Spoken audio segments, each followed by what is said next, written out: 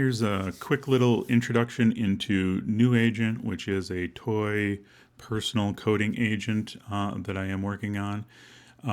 Specifically, my purpose with this is to learn how agents work. Agents are where I think all the magic will be happening in the next 10 years or so. If you're not completely familiar with the terminology, you have the model or the LLM, and then you have the user, and in between is the agent. The agent is what gives the model or the LLM access to information and the ability to manipulate things for you. Without the agent, the model doesn't have any context of your world, any knowledge about you, and it doesn't have any tools with which to change anything for you. And so I became really interested in this space, thinking that it's where there's going to be lots of attention over the next several years.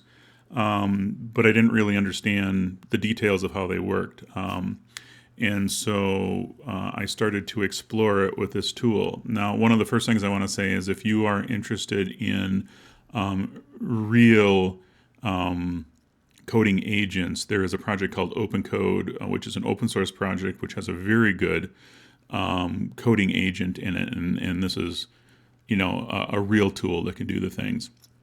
And then the other thing that I'm exploring with my coding agent, kind of where I got started, kind of the question I was asking myself was like, why doesn't anybody else do this, was how come we don't have a permanent history and then just present and then have the agent decide what portions of that to present to the model. When you are coding in today's agents like Claude, or any other, you have to manage the context very manually to get really good performance out of it. And so the question I started asking myself is why doesn't the agent do that for us? And that's kind of what I'm exploring right now. But if you were interested in making production tools that do that sort of thing, what you want to go look at is LangChain. It is a set of libraries and tools and that help you build agents that have all the tools built in that you need to do this. In my case, I started this from scratch, not necessarily knowing about either one of those tools when I did it. And also, I would have still made the same choice because I am trying to learn how these things work all the way down to the fundamentals. And so what I'm going to do here is give you a quick look at my agent as it exists today and I'll show what I'm kind of doing with it here. So it works like any other agent. So if I say what is 2 plus 2, it's going to go think for a second and it's going to come back and it's going to tell us 4. Now, what's a little bit different here versus, what I've done here is I very much have made this a learning tool for myself and an education tool that I can share with other people. And so there's really, really deep levels of verbosity that I can turn on. So if I say, well, here, I'll just do the help first. So you can see here that this is one particular subsystem, and this is what controls, builds up the conversation. The under the hood request that is eventually sent to the LLM. And it has a verbosity flag. So in debug mode, I can turn on various levels of verbosity and we can see what is actually being sent to the LLM. So if I switch this to verbosity 1, and then I ask the same question. Actually, let's ask a different question. What is, there's always a chance it might just grab it out of the conversation history if I ask the same question. And what you can see here is it now displays this record, which is just called the LLM request or the final message here, and it's just kind of dumping it out. And this is just a piece of YAML that represents the message that we're eventually sending to the agent, and the agent's going to give us to the model, and the model's going to give us a response. At verbosity 1, it's only showing us 2 parts. It's showing us who asked who submitted the question, and that is just part of the protocol is that. And in our case, if it's something I typed, it will always be the user. And the actual message. But if I bring the verbosity up, oops, to 2, and then I ask it, what is 40 plus 2? You can see that we've added more information. So we're increasing the amount of information and just showing that record that's being sent to the LLM. In this case, the LLMs are stateless, so everything has to be sent with every single request. This may not be completely obvious to people that are casually using it, but it literally starts the conversation over with every single question that you ask it. And part of that conversation, there's something under the hood called, usually, and at least in all tools I'm aware of, you're going to be providing something that is kind of a meta prompt or a system prompt that you always send it. And so this is how you're seeing it in the request that we sent here. Here's the message that I asked it. We also have a key in here called the system prompt that also is being sent to it. It eventually gives us the actual response. If we turn the dial up one more, and then we say, what is 7 plus 19? And you can see that there's now something in here called the RAG content.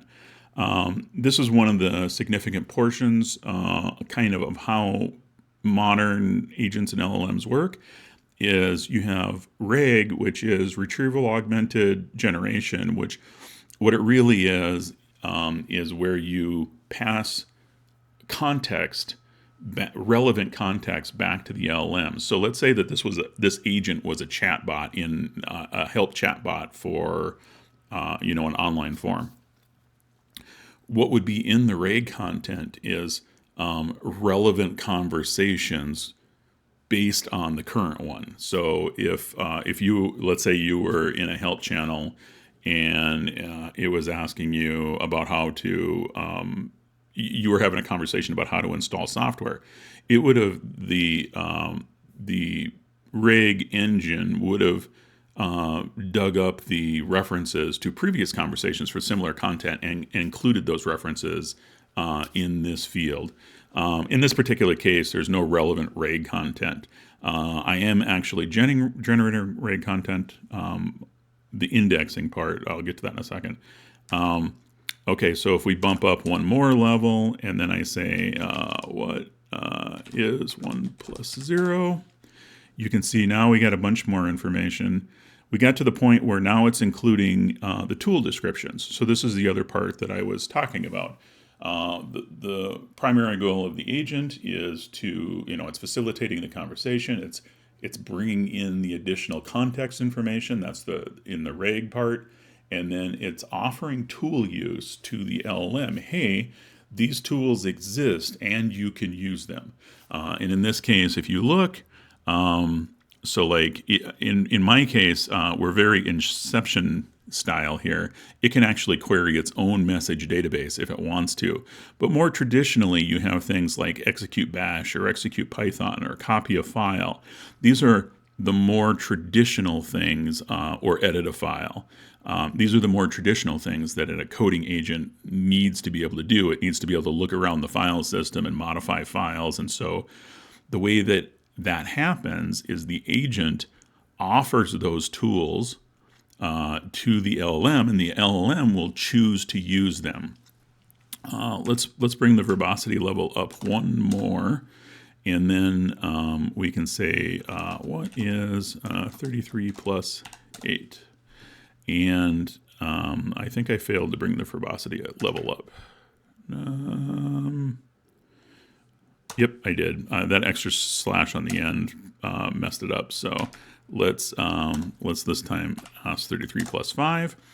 Okay, the only real change this time is that instead of giving the abbreviated tool descriptions, we're now actually seeing the exact content that is going to the LLM.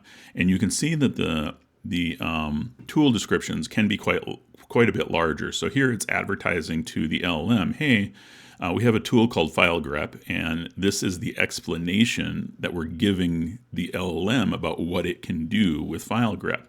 And you'll notice that there's an additional set of fields here called parameters. And what we're saying is you can pass a pattern or a path, and this is the description of that field, and we tell it whether it's required, etc. And we do that for all of the tools, so it's quite verbose. Now, I think that there's actually, let's take a look. Oh yeah, there's a whole nother part, which is that the history of this conversation is being sent to the LLM with every request. And so if we bump verbosity to 6, and then we say, what is 7? This will be the last one, and you can see what it did here is it said, hey, all of these messages were, interestingly, I think I have a bug in the debug part here that's showing this to us. But you can see, hey, this message was sent and had that content. And eventually, you can see here a response, which we weren't seeing before. You can see that here the role assistant actually means the LLM, and it sent us back the content for answering our question. Then we eventually asked another question, and it will eventually answer that question. And you can actually see our token values are increasing here. That's part of that conversation. We're keeping track of the context. And in fact, if we say stats verbosity 3. And now if I say, I'm going to set the LM verbosity back down to 0. And if I say how many files are in the current working directory, I can't spell, or I can typo faster than I can spell. And that doesn't make sense. But you'll see here, it'll think for a second, it'll spit back an answer. And now I tend to actually run it with the stats verbosity set to 3 because it gives me constant feedback about, so after every exchange, I'm getting this little bit of feedback about how much context I have left and how much money I've spent and whatnot.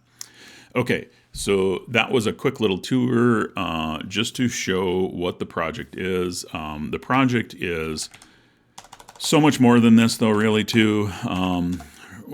Part of what I have going on here is you can use many models. So you can use any of those models. There are different subsystems in the inside that do work, and you can use different models for different subsystems. It has background processes that are always trying to summarize the exchanges and the conversations and put index those summaries so that the RAG system can reference them and bring them into the conversation. All kinds of experimental stuff. I mean, most importantly, though, it is a platform for experimenting. That's what I'm doing with it. Anyway, I rambled enough. That is what NuAgent is.